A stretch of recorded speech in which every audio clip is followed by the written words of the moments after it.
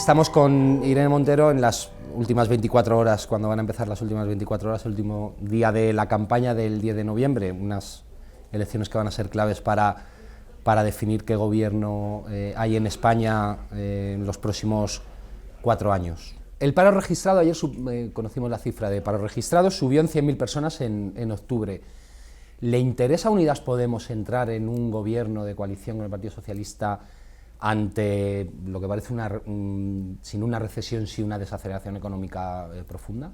Hombre, para eso nacimos y para eso nos presentamos a las elecciones, para gobernar y para combatir los problemas estructurales que tiene nuestra economía y nuestro mercado laboral. Si no, no hubiésemos nacido ni nos hubiésemos embarcado en este proceso. Yo creo que más allá de los datos coyunturales de las cifras que da la EPA y de los datos del paro, que unas veces suben un poco, otras veces bajan un poco, creo que el problema estructural es que después de 10 años de crisis económica, la crisis ha servido para devaluar los salarios, para precarizar las condiciones de trabajo y no necesariamente para crear más empleo y mucho menos empleo estable o empleo digno, ¿no? O sea, un porcentaje altísimo, no sé si el 80% del nuevo empleo que se ha creado son contratos que son precarios, incluso los que son indefinidos no duran más de un año, ¿no? Entonces, tenemos propuestas que creemos que van a atajar los problemas estructurales y que tienen que ver, pues por ejemplo, con que el contrato ordinario sea el indefinido, con que no pueda haber contratos temporales de más de 6 meses de duración ni de menos de un mes de duración, con que persigamos el fraude, con que dejemos de subvencionar la contratación y hagamos políticas de empleo activas, como por ejemplo apostar por sectores económicos de alto valor añadido, la rehabilitación energética de edificios, la atención a la dependencia, que eso podría crear en conjunto más de 1 millón de empleos estables y de alto valor añadido, es decir, empleos que necesita la sociedad y que van a seguir necesitando y por tanto que se pueden mantener y perdurar en el tiempo. No sé, hay muchísimas peluqueras, kiosqueros, gente que trabaja como autónomos, que necesitan pagar unas cuotas justas proporcionales a lo que ingresan, y si ingresan menos del salario mínimo interprofesional, pues no pagar cuotas, o los riders y los falsos autónomos, pues esa gente, si solo tiene un pagador, tiene que ser reconocida como trabajador por cuenta ajena, eso lo está diciendo hasta la justicia. Vamos, que sí, tenemos muchas propuestas, subir el salario mínimo a 1.200 euros, como dice Europa, y tenemos muchas propuestas para atajar los problemas estructurales y para eso hay que gobernar. Precisamente por eso nos presentamos a las elecciones, porque creemos que somos los únicos que, porque no le debemos un euro a los bancos ni tenemos puertas giratorias de las que avergonzarnos, no solamente tenemos propuestas escritas en un programa, sino la capacidad de llevarlo a cabo si gobernamos. El lunes en el debate Pedro Sánchez anunció que si gobierna, Nadia Calviño sería su vicepresidenta económica. ¿Estarían dispuestos a entrar en un ejecutivo que tenga a Calviño, que ha sido quizá del gobierno una de las personas con las que más han confrontado políticamente, dentro de su estructura y en un puesto tan determinante?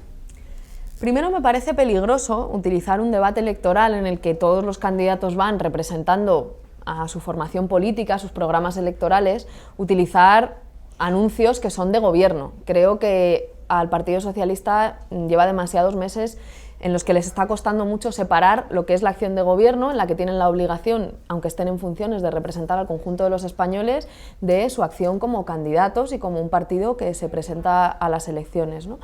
Aparte de eso, creo que es grave el anuncio por lo que significa. Creo que es un mensaje que iba fundamentalmente destinado no a los españoles, y eso era un debate electoral para intentar convencer a los españoles y a las españolas de que voten a las diferentes fuerzas. Era un mensaje fundamentalmente dirigido a Bruselas, diciendo: nosotros hemos abandonado la posibilidad de que haya un gobierno progresista en este país que blinde derechos y estamos decididos a apostar por un gobierno que se llame como se llame y tenga la etiqueta que tenga, lo que haga sea mantener los privilegios de unos pocos y cumplir a rajatabla con los criterios austericidas de Bruselas. A mí eso me parece muy peligroso. ¿Qué es lo que nosotros planteamos? Que las cosas no tienen por qué responder al plan de Sánchez, que en España no tiene por qué pasar lo que Sánchez está planificando, que en España, si Unidas Podemos está fuerte, puede haber un gobierno progresista que no prefiera cumplir con los criterios austericidas de Bruselas o con las peticiones de aquellos que mandan sin presentarse a las elecciones o los grandes acreedores internacionales, sino que blinde derechos sociales, que regule el precio de los alquileres, que baje la factura de la luz, que garantice que hay empleo estable y que por ejemplo, pida a la banca que devuelva los 60.000 millones de euros que nos debe. Es decir, que si la gente vota, y sobre todo el electorado progresista, que son la gente que en este país ha defendido los servicios públicos, ha protestado contra los recortes, ha salido siempre a defender lo que nos es común, si esa gente es fiel a sus principios, probablemente le preste el voto a Unidas Podemos, porque para ser fiel a uno mismo y para ser fiel a sus principios, ese electorado progresista sabe que solo si le presta el voto a Unidas Podemos y si Unidas Podemos está fuerte, ese plan de pactar con la derecha que tiene Pedro Sánchez y que lo deja en evidencia, puede cambiar y puede no ser lo que le ocurra a España, ¿no? Pero por las declaraciones de Pedro Sánchez, en abril, por ejemplo, en la campaña de abril, fue mucho menos, incluso dejó la puerta abierta a un gobierno de coalición, lo dijo de múltiples maneras, no a lo mejor muy claramente, pero sí dio a entender que estaba dispuesto a explorar esa opción. Ahora sí está diciendo de forma muy explícita que quiere gobernar en solitario y que no quiere un gobierno de coalición bajo ningún concepto. ¿Cómo van a convencer a Pedro Sánchez si tiene otra opción, si tiene la opción de reclamar al Partido Popular una abstención y a Ciudadanos una abstención, como ya ha dicho? ¿Cómo le van a convencer de que pacte con ustedes y haga una coalición cuando además pues, van a intentar impedir que ponga en marcha medidas como la mochila austriaca, etcétera, etcétera, que ya lo han dicho? Creo por una parte que Pedro Sánchez ya en las anteriores elecciones, cuando afirmó que no tendría ningún problema en gobernar con Unidas Podemos, mintió, y él mismo se desmintió cuando le dijo a otro periodista, Antonio Ferreras, que no podría dormir tranquilo si hubiera ministros de Unidas Podemos en su gobierno. Creo que lo que estaba haciendo era, de nuevo, unas declaraciones completamente electoralistas, buscando arañar un puñado de votos de todo ese electorado progresista que le dijo después de las elecciones incluso con Rivera no, es decir, que te estamos votando para que hagas un gobierno de izquierdas y para que pactes con Unidas Podemos. Y que ahora su plan, efectivamente, lo está diciendo con total rotundidad, es buscar el apoyo de la derecha, ¿no? Ese es el plan de Pedro Sánchez. A partir de ahí, creo que con el gobierno de coalición progresista está pasando exactamente lo mismo que con la moción de censura,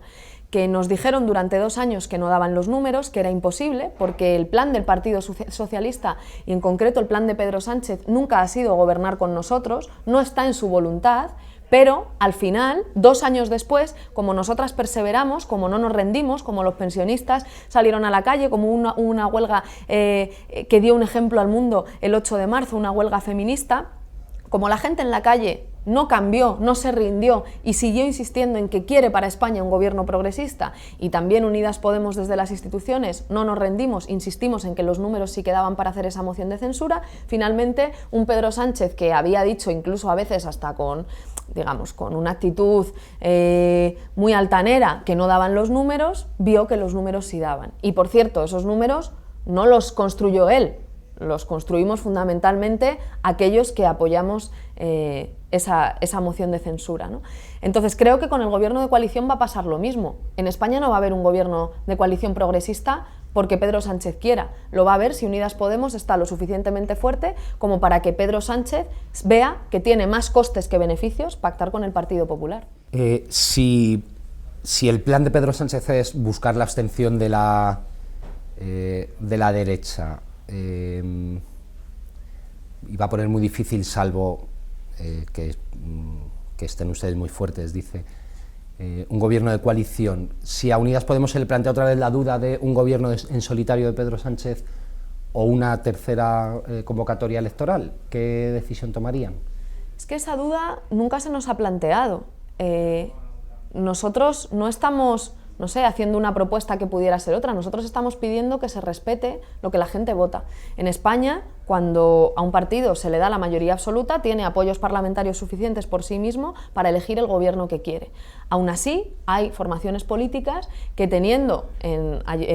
comunidades autónomas, en diferentes territorios, mayoría absoluta, a veces han decidido, incluso teniendo mayoría absoluta, buscar acuerdos con otros partidos para tener aún una mayor estabilidad, ¿no? Pero, desde luego, lo que es evidente es que si tú no tienes mayoría absoluta, tienes que llegar a acuerdos. Y la forma de llegar a acuerdos estables es los gobiernos de coalición, y eso se está viendo en todas las comunidades autónomas. Entonces, el gobierno de coalición no es una exigencia de Unidas Podemos. El gobierno de coalición es la forma normal de llegar a acuerdos cuando uno no tiene mayoría absoluta en un sistema parlamentario como es el nuestro. Dice que Pedro Sánchez, la idea que tiene es conseguir el apoyo de la derecha para gobernar en solitario. Eso es. Ese es su plan. Es decir, algún tipo de acuerdo va a tener que haber. Cuando un partido no tiene la mayoría absoluta, para que consigamos que haya gobierno en España, algún tipo de acuerdo tiene que haber, y la duda es si va a ser un acuerdo de derechas o va a ser un gobierno progresista, un acuerdo progresista. ¿Cuál es nuestra apuesta? Nosotros le decimos a todos los votantes progresistas, oiga, nosotros no les vamos a defraudar. Estamos diciendo con claridad que el voto a Unidas Podemos sirve para hacer un gobierno progresista. La otra alternativa, que es la que está planteando Pedro Sánchez, es hacer un gobierno de derechas. Porque ¿alguien cree que una abstención del Partido Popular, incluso una abstención para un gobierno de Pedro Sánchez, va a ser a cambio de nada, que le va a salir gratis a los españoles? Eso es impensable. Si la derecha le da el apoyo de la forma que sea al Partido Socialista, no va a salirle gratis a los españoles, va a ser a cambio de impedir las políticas que Unidas Podemos está proponiendo, es decir, hacer grandes los servicios públicos, subir la inversión en sanidad y en educación, garantizar empleo estable, bajar la factura de la luz o regular el precio de los alquileres. Si de hecho, si hacemos 4 elecciones generales en 4 años, no tiene solo que ver con vetar a una fuerza política, con impedir por todos los medios que Unidas Podemos entre en el gobierno, sino fundamentalmente con impedir que determinadas políticas, como son la que garantizan los derechos sociales de la mayoría, se conviertan en política de gobierno, porque hay intereses muy poderosos que quieren que las cosas sigan como hasta ahora y que si viene una situación económica difícil como va a venir, pues que se haga otra vez con recortes y no con derechos. Pero ahí estamos para intentar que ese plan no salga adelante, ¿no? Y que consigamos que haya un gobierno que blinde los derechos de la gente. Si se produce este escenario que ustedes vaticinan y Pedro Sánchez les ofrece negociar los presupuestos, reeditar los presupuestos de 2018 que no salieron, ¿los apoyarían sin estar en el gobierno, quiero decir, desde apoyo parlamentario? Los mismos presupuestos de 2018. Como bien has dicho, esto ya lo hemos probado. Nosotros, la única vez que Pedro Sánchez ha sido presidente del gobierno ha sido gracias a Unidas Podemos, gracias al trabajo en concreto que Pablo Iglesias, junto a otras personas, pero creo que todo el mundo sabe que fue de las personas que más se lo trabajó, hicimos los números para una moción de censura que hizo a Pedro Sánchez presidente sin tener ninguna experiencia previa y a cambio de nada. Nosotros ya hemos probado lo que es entregarle al Partido Socialista un gobierno en solitario a cambio de nada y hacer un acuerdo programático, que fue ese acuerdo de presupuestos. No hay un acuerdo programático más importante que un acuerdo de presupuestos generales del Estado.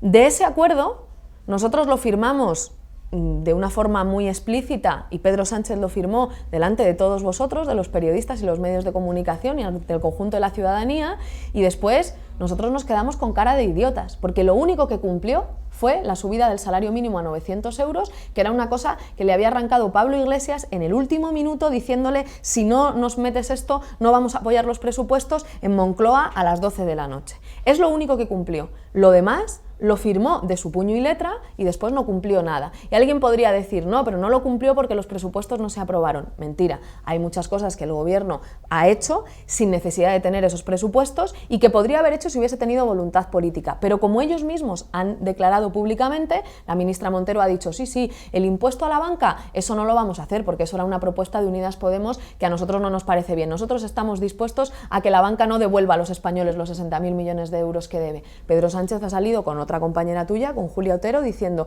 no, es que lo de regular el precio de los alquileres es una medida intervencionista que yo no estoy dispuesto a aplicar, a pesar de que lo había firmado. Entonces, si tú firmas una cosa que no te crees y yo no tengo garantías para asegurar que lo cumples, eso se queda en papel mojado. Y nosotras no estamos aquí para intentar condicionar la acción de gobierno de otro partido. Nosotras hemos nacido y nos presentamos a las elecciones porque creemos que en España se necesitan hacer las cosas de otra manera y por tanto sabemos que o gobernamos con la fuerza que nos den los ciudadanos y obviamente en acuerdo con otras formaciones políticas, o no va a ser posible que las cosas que son necesarias para que España cambie se hagan. Por eso ya hemos probado lo que es un gobierno en solitario, entregarle al PSOE un gobierno en solitario a cambio de nada y hacer un acuerdo programático. Eso ha sido un fracaso, es de hecho lo que nos ha llevado a elecciones, porque el Partido Socialista no tenía un gobierno con una mayoría parlamentaria estable y a partir de ahí creemos que hay que probar las cosas de otra manera. Por una cosa, y con esto termino, que también creo que es fundamental. Los retos que tiene España son retos estructurales que requieren de estabilidad política. Si estamos todo el tiempo, mes tras mes, semana tras semana, más preocupados del titular que de hacer cosas que a lo mejor requieren tiempo, que requieren meses, que requieren incluso años, y estoy pensando en la cuestión territorial, estoy pensando en Cataluña, en la España vaciada, en leyes que garanticen la igualdad. Si queremos afrontar realmente los problemas estructurales que tiene España, no podemos estar en esta situación de inestabilidad parlamentaria. Y para que haya estabilidad parlamentaria se necesita una base parlamentaria amplia, por tanto, necesariamente acuerdos amplios. Esa es, por eso, nuestra apuesta por el gobierno de coalición progresista. ¿Contemplan una tercera repetición electoral? ¿Creen que es posible,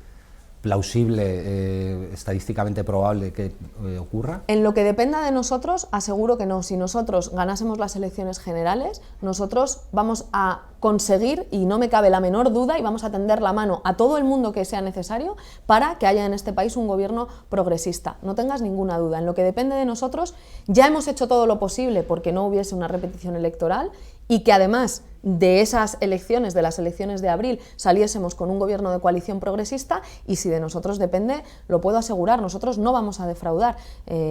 A todos los votantes progresistas, cuando vayan a votar el 10 de noviembre, deben saberlo. Esa gente que ha defendido los servicios públicos, esa gente que ha luchado contra los recortes, esa gente que ha luchado contra la ley Mordaza, esa gente que ha estado levantando este país y defendiendo un país que sea solidario, que sea democrático y que tenga justicia social, esa gente, si le presta el voto a Unidas Podemos, tiene que tener claro que nosotros no les vamos a defraudar y que su voto va a servir para un gobierno de coalición progresista sin ningún género de dudas.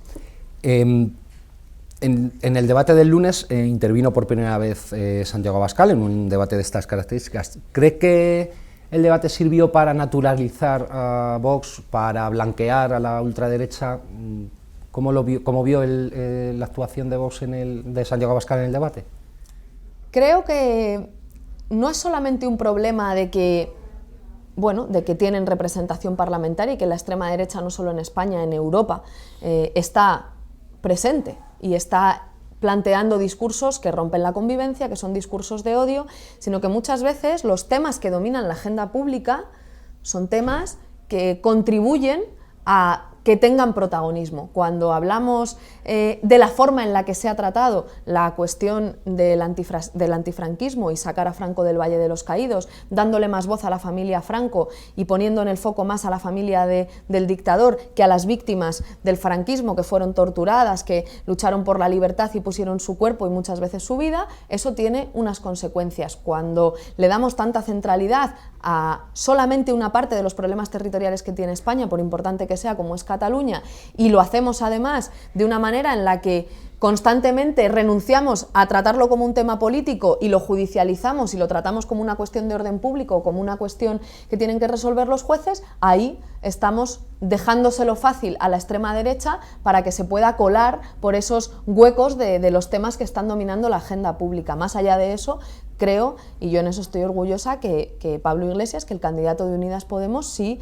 fue capaz de decirle, oiga, a los demócratas españoles que han defendido lo público y que han luchado contra los recortes, usted no le va a dar una sola lección de ser español, porque ustedes en su programa están diciendo que hay avalanchas de jubilados, ustedes en su programa están diciendo que las pensiones tienen que ser privadas, ustedes en su programa están diciendo barbaridades al respecto de cómo gestionar la convivencia entre los diferentes pueblos, entre los diferentes territorios de España. ¿Fue suficiente esa confrontación de Pablo Iglesias con Abascal? No debería, pregunto, o debería haber intentado confrontar más con el candidato de Vox, ante la ausencia quizá de los demás candidatos. Creo que fue desde luego el único que lo hizo, el que además lo hizo de forma que contraargumentaba sus argumentos, y no solamente contrarrestar los datos que daba, que eran falsos, o contrarrestar, digamos, las afirmaciones que hacía, que la mayoría de ellas son falsas, sino sobre todo afirmando los principios en los que nosotros creemos que tiene que basarse la política que se haga en España. los principios que nosotros creemos que son los que tiene la mayoría de los españoles y de las españolas. España es un país solidario, España es un país que tiene humanidad, que no quiere que la gente se deba morir en el Mediterráneo, que no cree que la gente que está huyendo de una guerra, aunque sean de derechas, hay mucha gente de derechas que va a votar al Partido Popular y que tampoco ve normal que la gente se esté muriendo en el Mediterráneo y que sea la mayor fosa común de toda Europa. Entonces, creo que España es un país que cree en los servicios públicos, que sabe que esa es nuestra forma de vida y nuestra seña de identidad como españoles. El hecho de que, por ejemplo, cuando te pones enfermo, te vayan a curar, te llames Santiago Abascal o hayas nacido en el país que hayas nacido, y te van a curar, y te van a hacer todo lo posible para que tú y tu gente podáis tener una vida digna de ser vivida. Creo que eso es lo que define a España. Creo que eso fue el único Pablo Iglesias el que se lo dijo, pero de todas maneras, lo más determinante para combatir a la extrema derecha en España y en Europa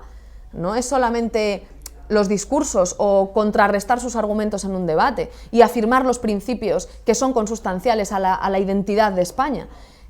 sino sobre todo es gobernar y hacer políticas progresistas que garanticen un estado de bienestar, que garanticen que no hay tantas casas de apuestas en los barrios más humildes, que garanticen que todo el mundo paga en función de lo que tiene y que no hay mucha gente trabajadora que está pagando una pasta en impuestos mientras ven cómo hay privilegios fiscales escandalosos para las grandes empresas, que sitúe la amenaza de los poderes extranjeros, porque esa es la verdadera amenaza. Nosotros no tenemos una amenaza de avalancha de migrantes. La amenaza que hay en España es que el precio de los alquileres lo está decidiendo una entidad extranjera que no sabemos ni cómo se llama quien la dirige, ni seguramente esa persona sepa dónde está España.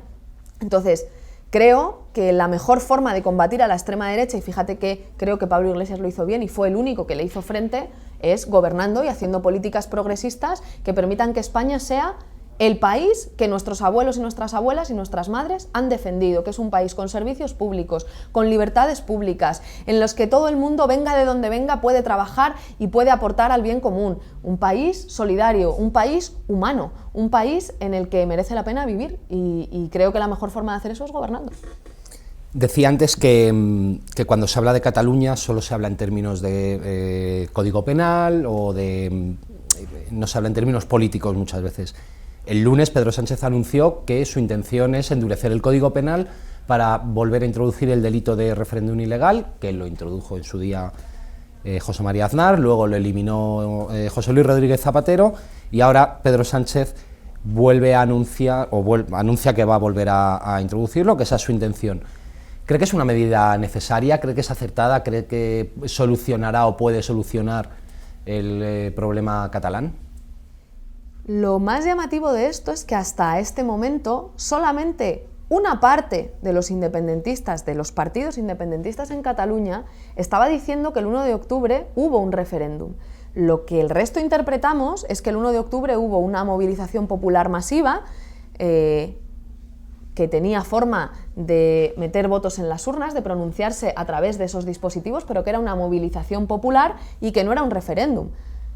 porque no tenía las garantías para serlo. Y hasta ahora el Partido Socialista estaba en esa misma lógica. Entonces, llamar ahora referéndum ilegal a lo que ocurrió el 1 de octubre es darle la razón a los independentistas de una forma absolutamente innecesaria. Yo creo que el 1 de octubre lo que hubo es una movilización popular, por cierto, masiva, y a la que no solamente se sumaron las personas que quieren que Cataluña sea un Estado independiente, sino mucha gente que quiere otra forma de convivencia de Cataluña con España y un nuevo encaje territorial.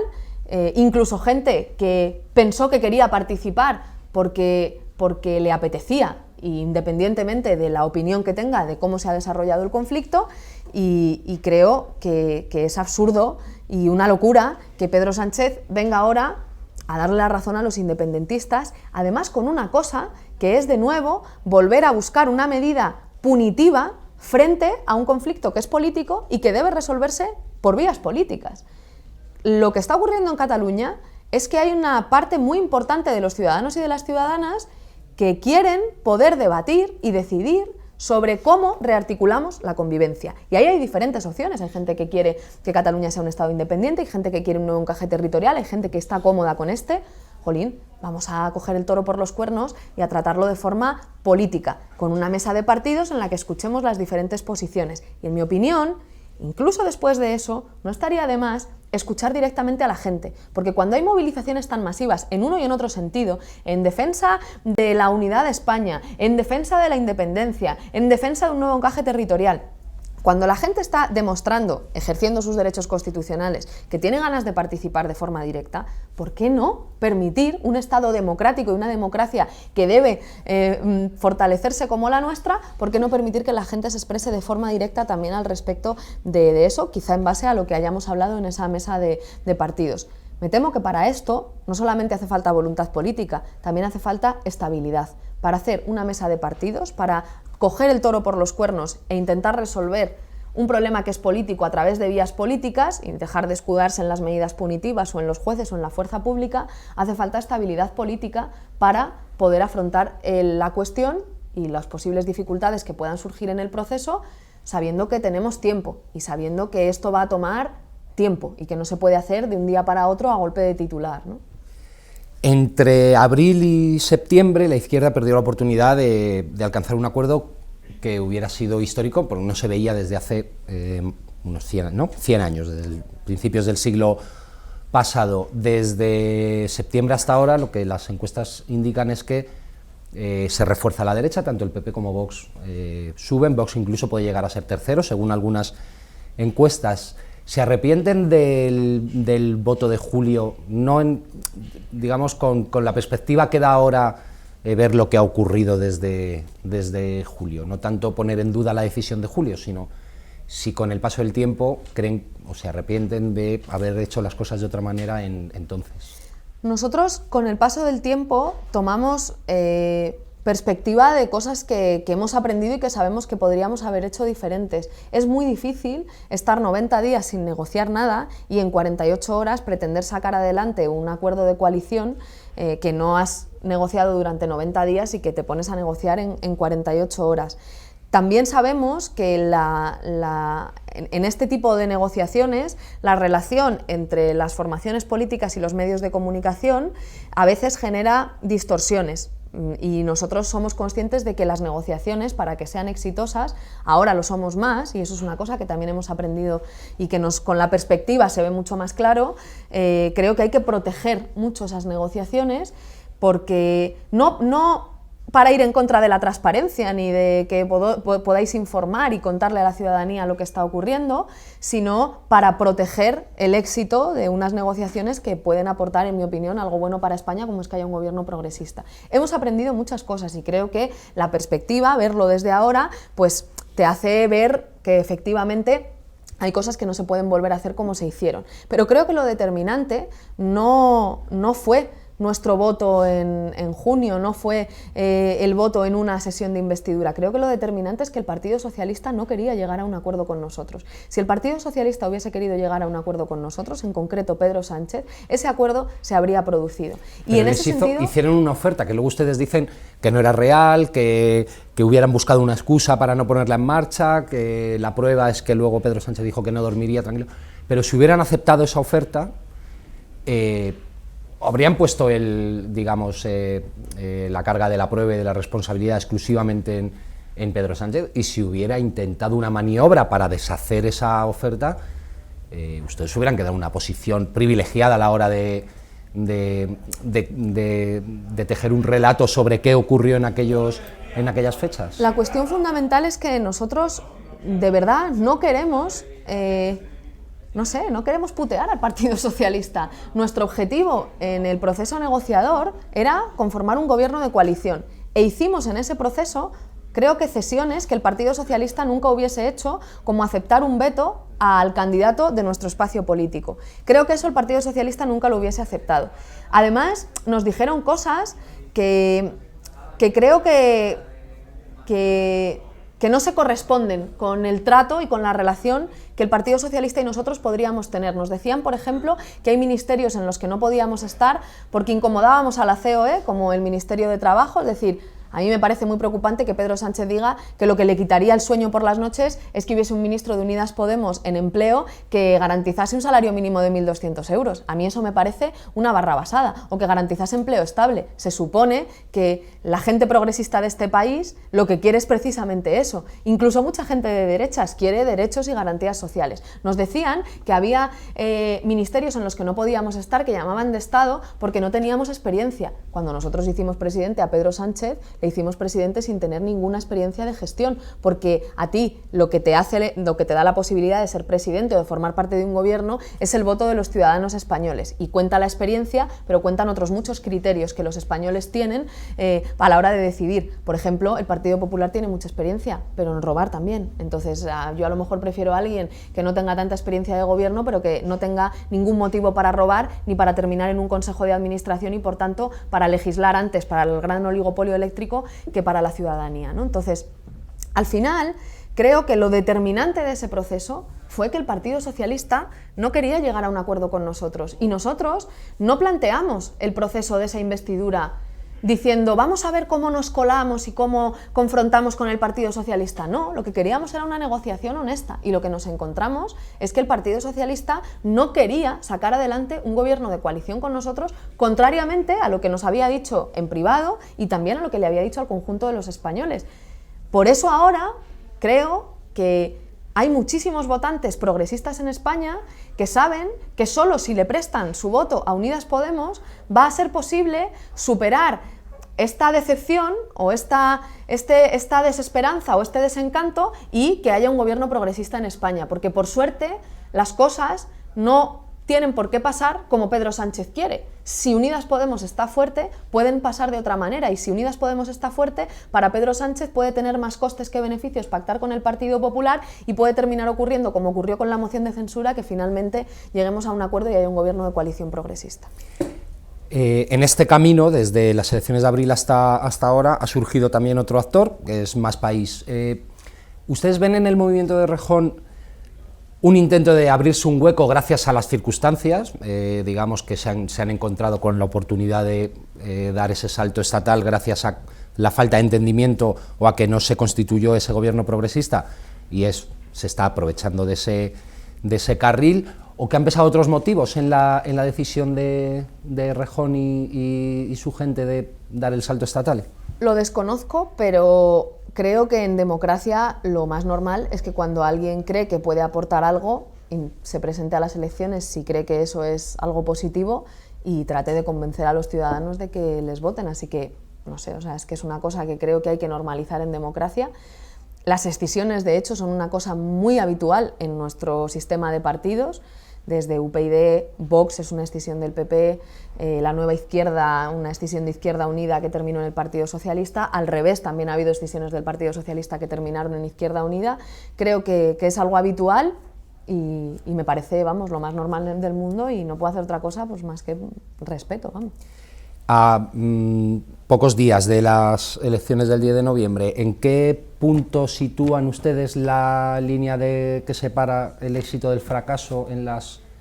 los comicios? ¿Qué considerarían un éxito y qué considerarían un fracaso? Lo hemos dicho con total claridad, aquello que nos permita gobernar. Para nosotros, que nacemos como una fuerza política que cree que en España hay que gobernar de otra manera y hacer las cosas diferentes a como se han hecho hasta ahora, gobernar blindando derechos y no haciendo recortes, gobernar cumpliendo con lo que se promete, gobernar honrando los sueños de nuestras abuelas, de nuestros padres, de toda esa gente que se siente progresista en España, que ha puesto su cuerpo en las huelgas generales, en las protestas, en las marchas de la dignidad, en todos los procesos frente a las privatizaciones, frente a los recortes, siempre por los derechos, en su día a día, intentando ser consecuente consigo mismo y con sus principios. Nosotros queremos responder a esa gente que no siempre te tienes por qué encontrar con un gobierno que al final haga más caso a una eléctrica que a ti. La gente progresista de este país creo que se merece tener un gobierno que finalmente cumpla con lo que dice en campaña electoral y cumpla con esos mismos principios con los que esa gente vive en su día a día, de solidaridad, de humanidad y de construir y fortalecer el bien común. Creo que eso es lo que nos motiva, lo que nos hace estar aquí, y Y para nosotros el éxito es poder cumplir con ese objetivo y gobernar en este país para cambiar las cosas. No gobernar por gobernar, sino gobernar para cumplir con lo prometido y para que en este país haya un salario mínimo de 1.200 euros o se regule el precio de los alquileres. Y si no gobiernan, ¿debería dimitir Pablo Iglesias después de las elecciones? Es que nuestras responsabilidades, no solo la de Pablo Iglesias, sino la de todas las personas que formamos parte o del comité electoral, de la dirección de Unidas Podemos, del espacio de la mesa confederal, pero yo hablo por Podemos en cuanto a estructura, por las decisiones, las decisiones se toman en ejecutiva, en colectivo, y por tanto no solamente Pablo Iglesias, sino todos los miembros de la dirección de Podemos tenemos siempre nuestras responsabilidades a disposición de los inscritos. Estamos planteando, queremos gobernar, creemos que es posible que no ocurra en España lo que Sánchez se ha propuesto como plan, pero nuestras responsabilidades siempre están a disposición de los inscritos y por supuesto que eso va a ser siempre así, es la base, una de las bases de la democracia. Pero una cosa es, por ejemplo, poner tu cargo a disposición, convocar una asamblea ciudadana y que haya un proceso asambleario del que salga una nueva dirección, y otra cosa es dimitir, que implica que tú das un paso atrás y que ese proceso asambleario sigue su curso sin que, por ejemplo, ustedes participaran en él, si esa responsabilidad es colectiva. Hombre, yo creo que para valorar si una cosa ha sido un fracaso o si una cosa ha sido un éxito y para valorar cuáles son las mejores decisiones de organización interna de una formación política, lo mejor es siempre plantearlo como un proceso colectivo, porque precisamente por eso creemos en el funcionamiento democrático de las organizaciones. Creo que muchas cabezas piensan mejor que una sola o que unas poquitas solas, y creo que esas valoraciones siempre son colectivas. Pero vamos, que a nadie le quepa ninguna duda, que nosotros no estamos aquí para pasarnos toda la vida intentando, no sé, estar al frente o en una posición de primera línea en Podemos ni en Unidas Podemos. Nosotras estamos aquí por un tiempo para intentar cumplir con unos objetivos, y si no los cumplimos vamos a ser las primeras que lo reconozcamos y que permitamos que otras personas lo intenten. Ahora, creo que eso tiene que ser el resultado de un proceso colectivo, y de ahí que diga que nuestras responsabilidades, no solo en los fracasos, también en los éxitos, están siempre a disposición de la militancia que nos elige para intentar cumplir con esos objetivos, ¿no? Tras las elecciones, digamos que lo que en 2014-2015 se llamó el espacio del cambio, que aglutinaba a diferentes actores, pues Ada Colau, Mónica Oltra y lo que representan, ¿no?, las organizaciones políticas, Podemos, Izquierda Unida, vive ahora un momento en el que está más disgregado, ¿no?, con el proyecto de Errejón, etcétera. Después de las elecciones, habrá que reconstruir un poco ese espacio, volver a tejer esas alianzas y volver a definir qué, quién y cómo se ordena, digamos, internamente. Comparto la idea, creo que es una cosa que es evidente, que el espacio del cambio, no solamente Podemos, sino en conjunto el espacio del cambio, ha vivido con mucha intensidad estos años, por su juventud, por los propios errores que hemos cometido, porque ha habido poderosos intereses en intentar destruir a este espacio político, y todo eso pues ha generado un cóctel que ha hecho que hayan sido muy intensos estos años para el espacio del cambio, y que ¿por qué no?, también decir claramente que ha sufrido ese espacio, ¿no? A partir de ahí, creo que también hay que poner en perspectiva todo lo que sabemos al respecto del espacio del cambio. A nivel de sus dirigentes o de lo que podríamos llegar, sí, los dirigentes del espacio del cambio, ¿se ha sufrido? Sí. ¿La gente que ha estado desde la base de una forma desinteresada construyendo ha sufrido? Sí. También, por ejemplo, en esta última campaña electoral hemos batido récords en recaudación de microcréditos y hemos recaudado más de 2,5 millones de microcréditos, que es récord de todas las campañas electorales y de todos los procesos anteriores que hemos abierto. O sea que, por una parte es cierto que hemos sufrido, por otra parte es verdad que un espacio político no son solo sus dirigentes, no son solo sus burocracias, ni siquiera son solo sus procesos internos, y que también hay señales que nos indican que hay muchísimos miles de personas, millones de personas que quieren seguir construyendo este espacio del cambio, aunque sea un reto para nosotras articular las formas en las que podemos generar esos vínculos permanentes, una estructura organizativa que sea amable y que sea cariñosa y que cuide y no dificulte la participación, es decir, que yo asumo que tenemos un reto como espacio del cambio, como Podemos, para fortalecer y cuidar nuestra estructura, porque una estructura es lo que permite a la gente participar. Si no hay estructura, al final solamente cuentan los poquitos burócratas que están tomando las decisiones. Pero también creo que no solamente podemos mirar la parte negativa o la parte difícil de estos años que ha existido y que ha tenido que ver con esos poderosos intereses y también con nuestros propios errores, ¿no? También creo que hay que mirar la parte positiva y esperanzadora. Incluso a pesar de las cloacas del Estado, incluso a pesar de nuestros propios errores, sigue habiendo un espacio electoral y un espacio social de cambio fuerte que tiene ganas de apostar por ello, si no, no batiríamos un récord en recaudación de microcréditos y no seguiríamos teniendo los millones de votos que tenemos, insisto, a pesar de haber sido un espacio político que ha tenido enfrente a las cloacas del Estado intentando fabricar pruebas falsas y abriendo telediarios meses y meses y meses con noticias falsas que nadie ha rectificado todavía, ¿no? Entonces, depende de cómo se mire, creo que también la visión es esperanzadora. Todavía seguimos aquí, todavía seguimos con fuerza, incluso pese a los errores, incluso pese a los adversarios, y todavía tenemos posibilidades de gobernar en España para cambiar las cosas. Eso es lo que tenemos que pelear. Habla de ese espacio social que, digamos, se aglutina en torno a Unidas Podemos y demás organizaciones y formaciones de ese espacio político, que digamos que tiene como una de sus puntas de lanza al movimiento feminista, que en los 2 últimos años digamos que ha demostrado una potencia social muy fuerte y que en algunos casos ha hecho resurgir casi este proyecto, digamos, que es Unidas Podemos, cuando pasaba algunos problemas, ¿no? Digamos que el movimiento feminista es uno de los que ha ayudado a retomar el impulso, pero da la sensación de que más allá de los hechos del 8 de marzo y alrededor, la potencia política del movimiento feminista no termina de impregnar los debates,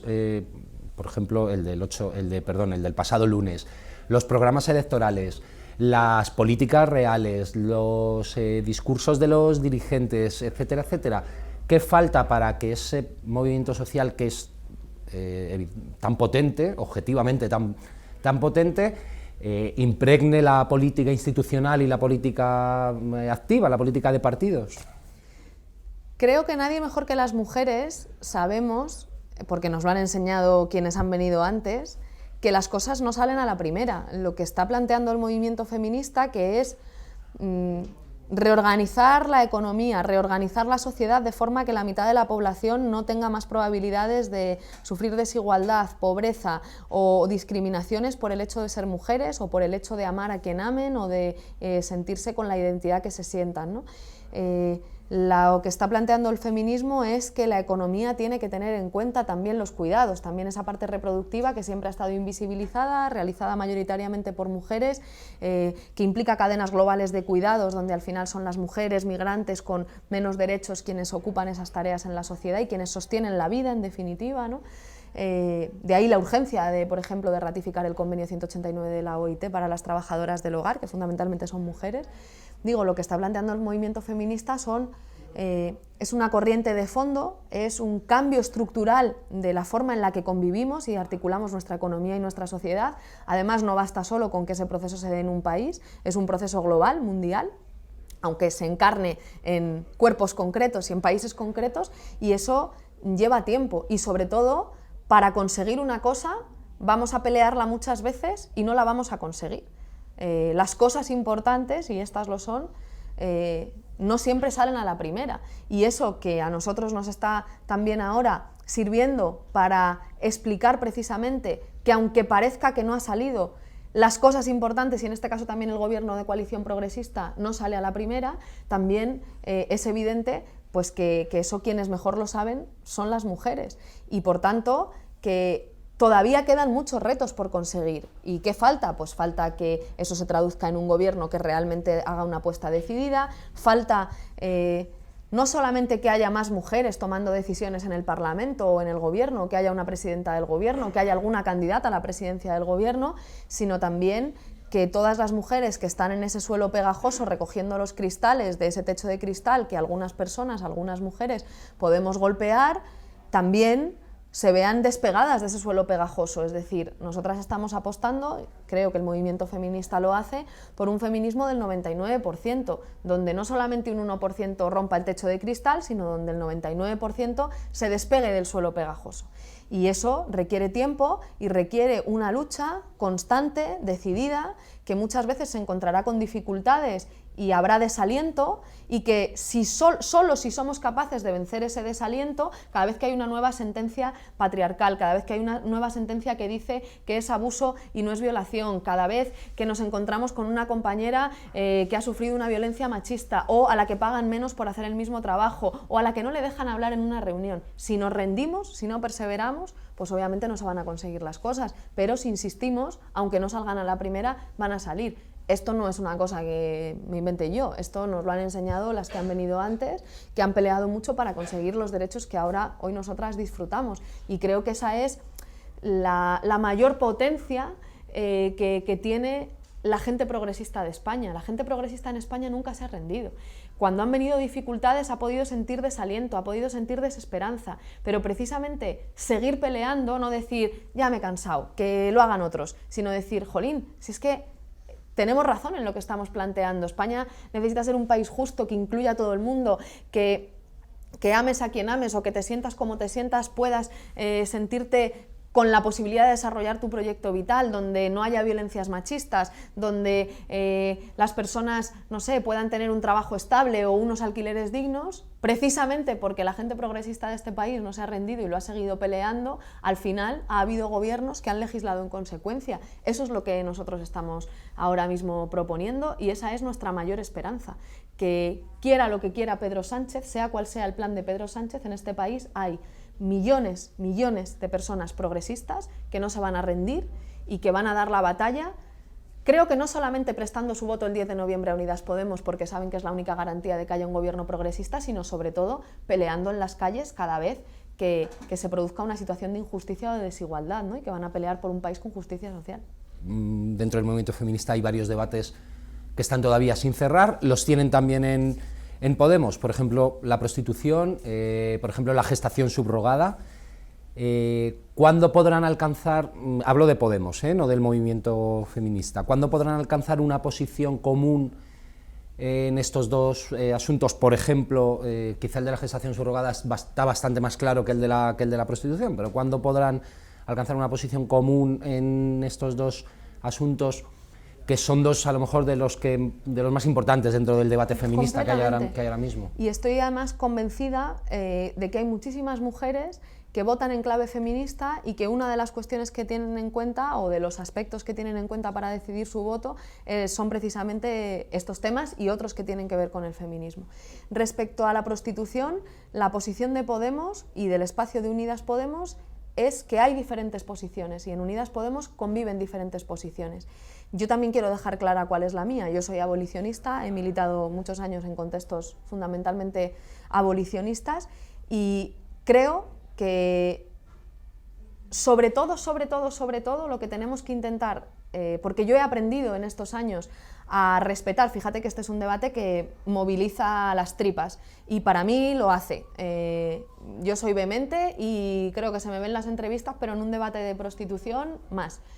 Pero he aprendido a convivir con compañeras que para mí son muy valiosas y que tienen otro punto de vista, que son regulacionistas. En lo que al final he aprendido a ponerme de acuerdo con ellas es en políticas concretas. Y ahí creo que hay otras opciones políticas que dicen ser abiertamente abolicionistas, pero que después no cumplen cuando están gobernando. Yo, precisamente porque soy abolicionista, defiendo firmemente que hay que derogar las dos reformas laborales, porque si no abolimos la pobreza, es imposible abolir la prostitución. Creo que regulacionistas y abolicionistas, tanto en Unidas Podemos como en el movimiento feminista, estamos completamente de acuerdo en que hay que luchar de forma decidida contra la trata con fines de explotación sexual, que obviamente afecta fundamentalmente a mujeres y niñas, y que es, en opinión de las abolicionistas, la clave de la prostitución. Entonces, en eso vamos a estar de acuerdo. Y creo que para nosotras es muy importante, en mi caso, no solamente aprovechar cualquier oportunidad para expresar mi posición, y también que he aprendido a respetar a quienes no piensan como yo, porque sé que me puedo poner de acuerdo con ellas en políticas concretas. que es además, creo, lo mismo que pasa en el movimiento feminista, que hemos sido capaces de hacer cosas tan enormes como el 8 de marzo, incluso pensando diferente al respecto de este tema, sino sobre todo pidiendo que por favor seamos humildes en esta cuestión. Y quien dice muy alto que es abolicionista, pero después hace reformas laborales o plantea la mochila austriaca, o cuando ha gobernado no ha sido capaz de garantizar que en este país haya empleo estable y ha prometido muchas veces derogar la reforma laboral, pero luego nunca lo ha hecho, a mí no me va a dar lecciones de abolicionismo, porque para abolir la prostitución primero hay que abolir la pobreza. Y respecto a la cuestión de la gestación subrogada, de los vientres de alquiler, ahí sí que tenemos en Podemos una posición definida, fruto de un debate además y de un proceso de reflexión y de informarnos. Creo que eso es clave para toda la gente que tenga dudas sobre este tema. Por ejemplo, De Bermud tiene unas historias en una red social que es Instagram, muy útiles, con muchísima información para saber en qué consiste. Nuestra posición es firme y es contraria, ¿no?